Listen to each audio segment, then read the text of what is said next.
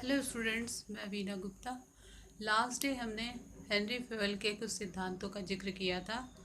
Last video में आपने देखा था कि एक हमारा पॉइंट था व्यक्तिगत हित से सामान्य हित के अधीन, यानी कि subordination of individual interest to general interest. आज हम लोग इससे थोड़ा सा आगे बात करेंगे। हेनरी फेवल का दूसरा सिद्धांत कहता है रेमुनरेशन ऑफ एम्प्लॉय, यानी कि रेमुनरेशन ऑफ एम्प्लॉय, कर्मचारियों की पारिश्रमिक।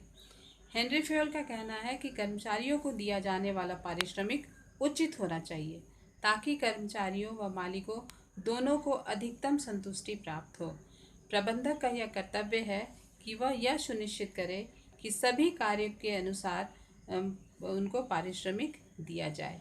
यदि कर्मचारियों को उनकी सेवाओं का उचित प्रतिफल प्रदान नहीं हो किया जाता तो वे कार्य को अपनी पूरी क्षमता, लगन तथा ईमानदारी से नहीं करेंगे, जिसका नतीजा क्या होगा कि संस्था को असफलता का सामना करना पड़ेगा।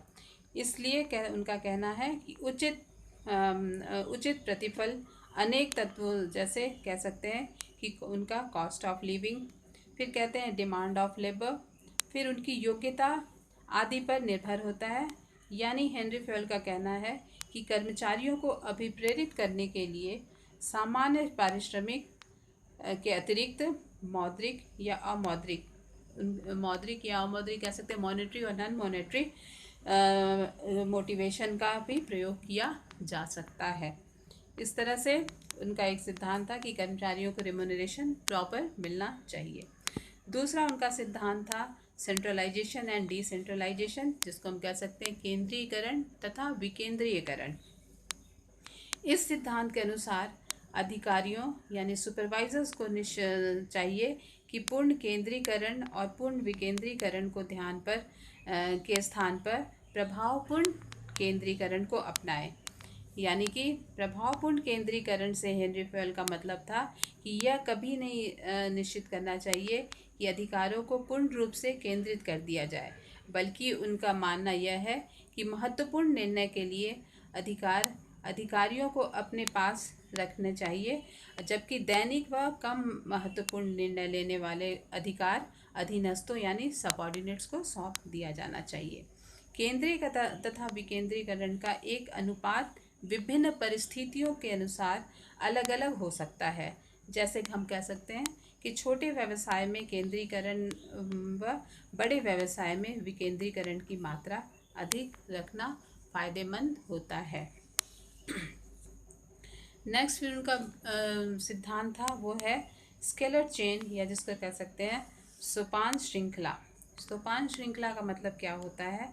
इसका मतलब होता है एक औपचारिक अधिकार रेखा से है जो कि उच्चतम अधिकारी से निम्नतम अधीनस्थ तक सीधी रेखा में चलती है। यानी कि उनका कहना है, एक हमने इसमें ड्रॉ करके भी आपको बताया है, इसमें अलग अलग जैसे एक चेन बना हुआ है, जैसे ABCDEF है, उसके बाद है LMNOP। तो एक जो ये चलना चाहिए श्रृंखला का मतलब है कि वो एक ऊपर से नीचे तक उनको आना चाहिए, न कि ट्रायंगल में दाएं से बाएं। इस तरह से अधिकारों का संदेश वाहन तभी स्पष्ट होगा जबकि उसे शीघ्रता से हल किया जा सके, और वो एक ट्रायंगल में कह सकते हैं कि वो नीचे कर्मचारियों के बीच उसे आना चाहिए। जैसे कह सकते हैं कि F से P का संपर्क स्थापित करना चाहता है, तो यह इसमें दर्शाया गया है कि वह एक सीधा आना चाहिए, न कि दाएं से बाएं। फिर उनका एक सिद्धांत था ऑर्डर या व्यवस्था।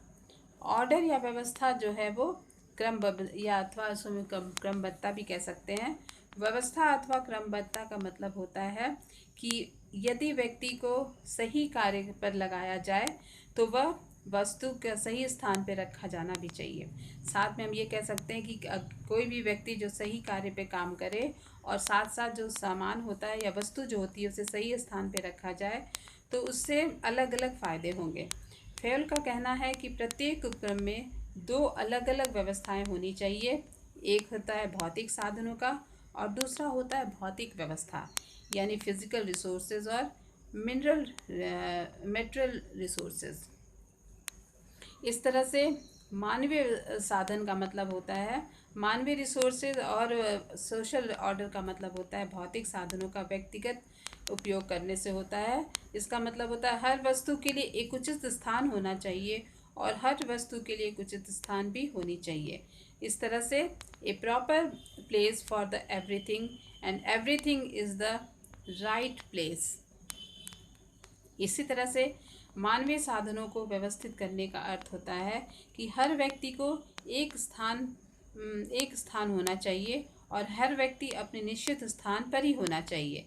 उसी तरह से a place for the everyone and everyone is the appointed place. उनका कहना है कि इन दोनों प्रकार की व्यवस्थाओं को लागू करने से हर व्यक्ति को यह पता होगा कि वह कार्यस्थल कहाँ है और उसे क्या करना है और उसकी ज़रूरत की वस्तुएं किस स्थान पर मिलेगी। परिणामतः संस्था में उपलब्ध सभी साधनों का अनुकूलतम उपयोग किया जा सकेगा। फिर उनका नेक्स्ट सिद्धांत है वो इक्विटी यानी कि समता का। इस सिद्धांत में बताते हैं कि वह प्रबंधकों को अधीनस्थों के साथ व्यवहार करते समय न्याय और उदारता यानी जस्टिस और काइंडनेस का प्रदर्शन करना चाहिए, जिससे उसमें अपने कार्य के प्रति समर्पण, अपनेपन की भावना का संचार हो। किसी भी कर्मचारी के प्रति पक्षपातपूर्ण व्यवहार न करके उनके साथ सबके साथ समान व्यवहार बनाए रखना चाहिए और प्रदर्शन करना चाहिए। हेनरी फेवल इस सिद्धांत में कहते हैं कि यह स्पष्ट किया जाना चाहिए कि एक कर्मचारी बहुत अच्छा काम करता है और दूसरा कर्मचारी कमज़ोर प्रकृति का है, तो दोनों के साथ व्यवहार समान नहीं होना चाहिए, बल्कि दूसरे के साथ निश्चित रूप से यह सख्त रवैया अपनाया जाना चाहिए। ऐसा करने से अपने आप समता लागू होगी। इस तरह से दूसरा सिद्धांत उनका है कर्मचारियों में स्थायित्व यानी स्टेबिलिटी ऑफ पर्सनल। प्रबंधक कर्मचारियों का दिन प्रतिदिन बदला जाना सर्वथा अहितकर है, या कह सकते हैं हमेशा कर्मचारियों का बदलने से ये प्रबंध के लिए उचित नहीं है। इसलिए इनका सिद्धांत कहता है कि कर्मचारियों का स्थायित्व रहना चाहिए ताकि कार्य व्यवस्थित रूप से चलता रहे। इसलिए हेनरी फेवल का कहना है कि कर्मचारियों में कार्यकाल में अस्थिरता बुरे प्रबंध का कारण होता है और स्थिरता सही